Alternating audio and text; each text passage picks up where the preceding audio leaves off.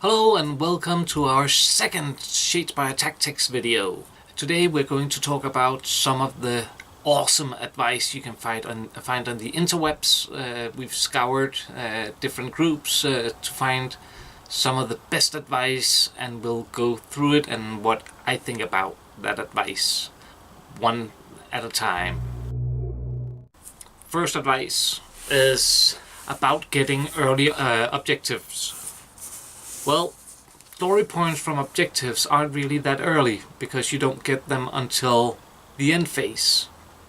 There are faster ways of getting glory very quickly, and you should definitely look into those, especially if you're playing Reavers, because yes, getting some early glory, then upgrade, then charge, I think that's good advice for any kind of strategy you might have.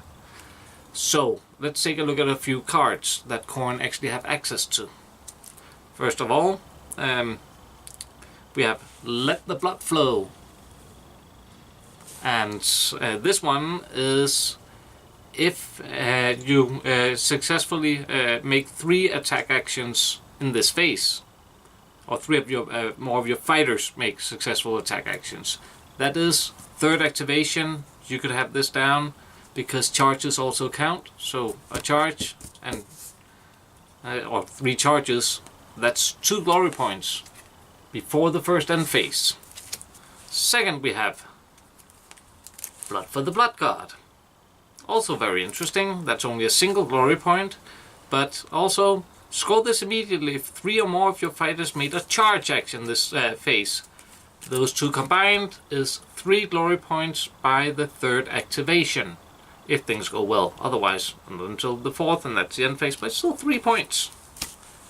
Now, if you're not playing against the Liberators, but somebody who's just slightly more squishy, we also have Draw the Gaze of Khorne. The Gaze of Khorne, score this immediately if you take 2 or more enemy fighters out of action. 2 out of action, if they're squishy, that's 2 charges. 2nd activation, 1 glory point, ready for upgrades. Now, some of these, as I said, 3rd here, but we also have a card called Fueled by Slaughter. This one makes you make sure that you can make another attack action.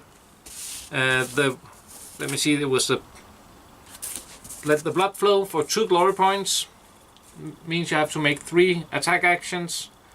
This card makes you do that already by the 2nd activation. That's 2 glory points by the 2nd activation, ready for to upgrade your group. And there are other cards out there, and there will come even more cards as more warbands come out. So fast glory grab is not going for the objectives.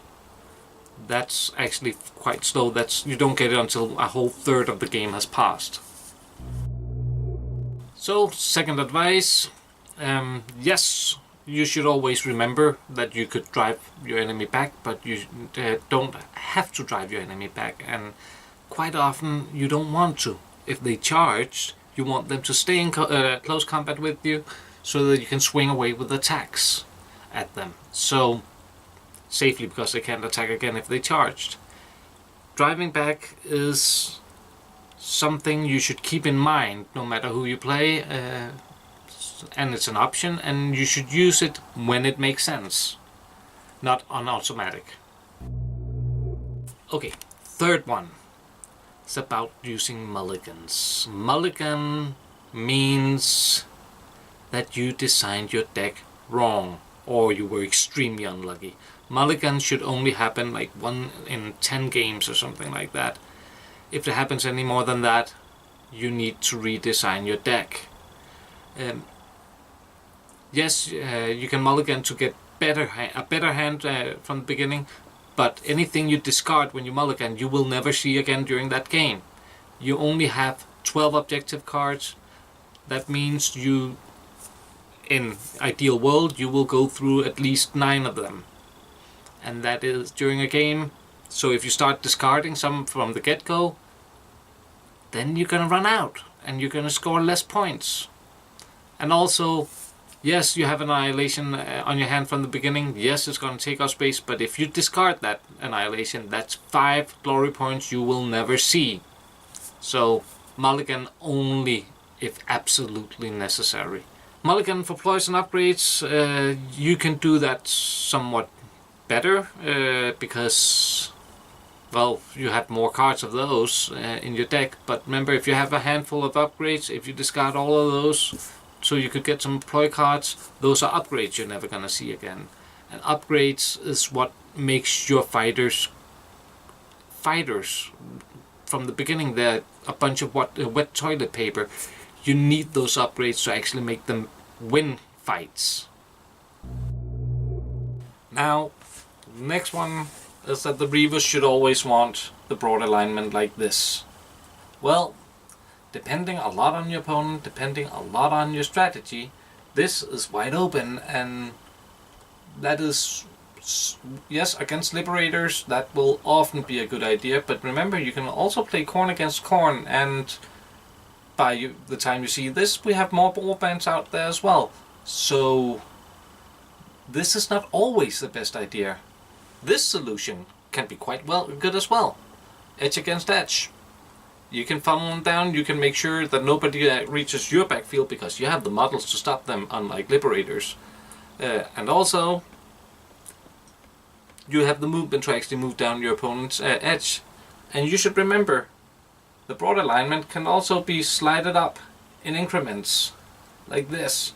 So you can get as narrow a passage or as wide a passage as you want on this one. And remember to always look at your deployment areas and how do they align up best with your opponent. So no, there's no universal, this warband always wants this particular alignment. Depends on the opponent, depends on the strategy, and all kinds of things as well. Now, next one is that you should place your objectives far from your opponent. That also means that you're placing the objectives far from your battle line, which means that if you want to grab them yourself, you need fighters back there. And they're gonna have to use turns to move up forward again, especially if you're taking the fight to your opponent's side of the board. That means you're gonna leave somebody behind to grab those objectives, if you want to grab them. If you don't want those objectives yourself, if you have taken all of the grab objective X out of your deck, then by all means put them as far away from your opponent as possible. That makes sense, but unless you want to use them to lure him towards you, so you can make a charge that way and catch him off guard. That is definitely worth looking into. Those objectives are not the biggest source of income for glory in this game at all. Remember, checking out a fighter garners you as many glory points as holding an objective in fewer actions usually. So if you don't want to grab them, by all means throw them away, put them all the way to the back. If you want to use them yourself, you need them up forward, and maybe even consider placing them on your opponent's board. Next advice is that the Liberators always want a bottleneck, as in narrow edge alignment of the two boards like this. Well, not always, because that can be as much a hindrance for them as for their opponent. First of all, they only have 3 guys. If one of them dies, they can't hold a bottleneck anyway. Also, you're not starting in the bottleneck. You have to get there before you can use it. And you only get there 1 mini at a time. So there's a good chance that your opponent, who has way more minis than you, can throw away a guy to lure you out of position and kill you. So, of course you can make your bottleneck further down your own board, but then you're giving away important board control to your opponent. If you have a wider deployment like this, you have better room to move around. You can move one of your guys down on their board, and they can move some guys on your board. That evens things out a bit, and you can usually do a lot more killing than your opponent, because your soldiers are very tough and very hard hitting. So this is definitely viable, and sliding it along, you can actually decide how wide do you want it. Now, this advice is definitely my favorite. Avoid killing 3 Reavers, because when you kill 3 Reavers, the other 2 will inspire. Yes, but you kill 3 of them and there's only 2 left. Don't avoid killing your opponent's guys. This is at least half the game is about killing your opponent. The fewer guys he has left, the fewer guys can make score points, the fewer guys can attack you, and also they give you glory points for killing them. So do that. And vice versa, I've seen the opposite advice, that the Reavers should avoid attacking the Liberators, because if they successfully defend, they inspire. Well, yes, but you do want to kill them, so you should attack them. But if one of them has inspired, keep attacking that guy until he's dead before inspiring another. That's a good idea, but don't avoid attacking them. Okay, this one we kind of covered in our last video, but it's still out there, that you should use boards with block tiles to minimize the risk of multiple opponents.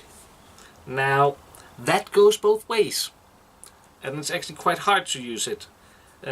Let's take an example. Yes, if you have a mini on this square here, he can avoid multiple opponents because there's only one square. But if he's there, he can't get any backup, and there's 2 opponents that can hit him. A third one if there's somebody ranged. So it goes both ways. These tiles also make sure that your reinforcements can't arrive. So really think about it before you start using them. Make sure you have a really good plan in mind.